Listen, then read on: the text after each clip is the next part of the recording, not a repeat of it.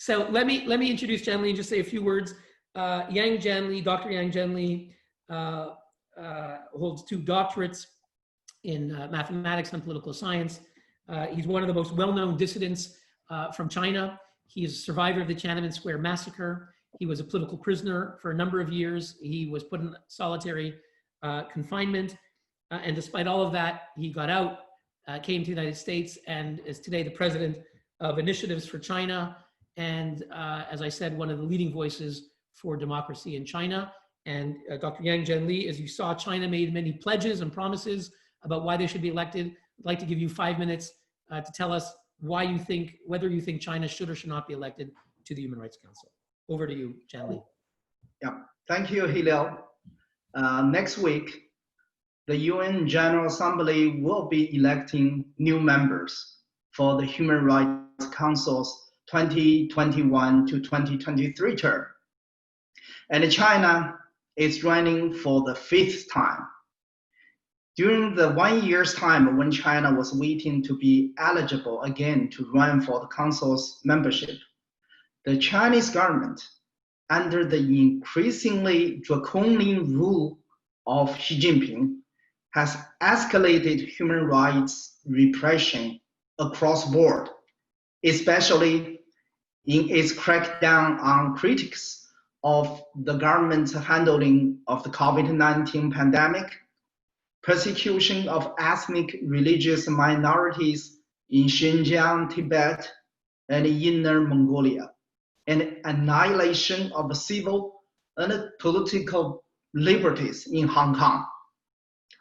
Nothing can be further from the truth than China's voluntary pledge for its current bid for the Human Rights Council membership.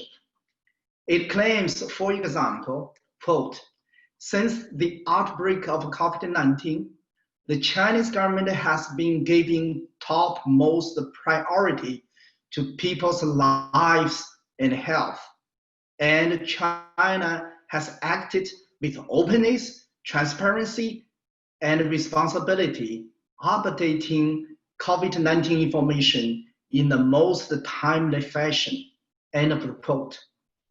In July this year, our organization, Citizen Power Initiatives for China, issued a comprehensive research report entitled Examining China's Response to the COVID-19 Outbreak.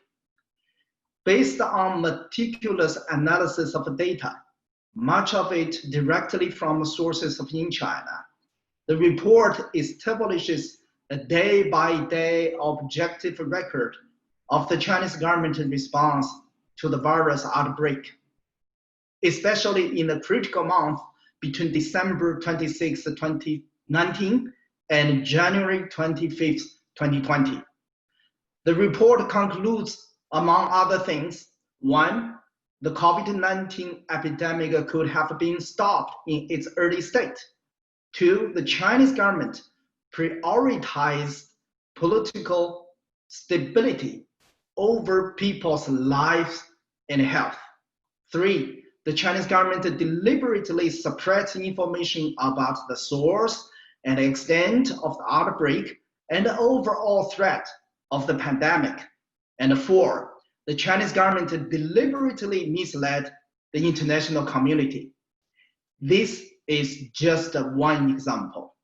By any standard, China has grossly violated the Council's founding principles and does not measure up to its membership criteria. Any statement suggesting otherwise is as cynical as ridiculous.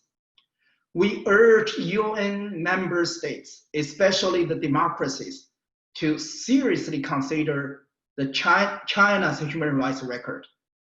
If this were an election for a human rights abusers council, it would be more than proper to vote for China, as it leads the entire world in violating human rights. But sadly, I find it today imperative and necessary to remind the world's democratic governments that this is an election for the UN Human Rights Council and not the UN Human Rights Abusers Council. The only choice that commensurates with the values you claim to uphold is to vote no on China.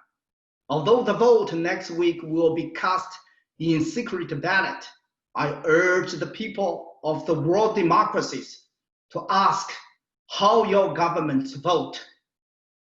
You and we, the victims of Chinese government abuses and China's human rights defenders, deserve to know.